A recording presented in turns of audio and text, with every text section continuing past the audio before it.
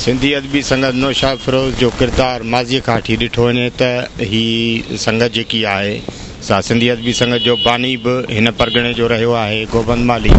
उन हवाले सां सिंधी अदबी संगत नौशाद फिरोज़ इल्मु अदब सकाफ़त सयाहत ऐं ॿोलीअ जे मामले ते भरपूर किरदारु अदा कयो आहे। सिंधी अदबी संगत शाख नौशाद फिरोज़ जो इहो किरदारु शानाइतो रहियो आहे जो पाणीअ जे मसइले ते कॉन्फ्रेंसूं, नाणे जो एवॉर्ड जे मसइले ते कॉन्फ्रेंसूं,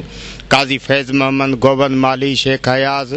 नारायण शाम खां वठी मास्टर चंद्र ताईं इहे समूरा जेके प्रोग्राम थियनि था या अदबी कॉन्फ्रेंसूं थियनि थियूं या सयाहत जे हवाले सां थियनि थियूं, इल्मु अदब जे हवाले सां थियनि थियूं या लेक्चर प्रोग्राम जेके थियनि था उहे सिंधी अदबी संगत शानदार नमूने सां पंहिंजो किरदारु निभायो आहे। उन हवाले सां ॾिठो वञे त ॿोली वारे मसइले ते बि सिंधी अदबी संगत शाखा नौशाद फिरोज़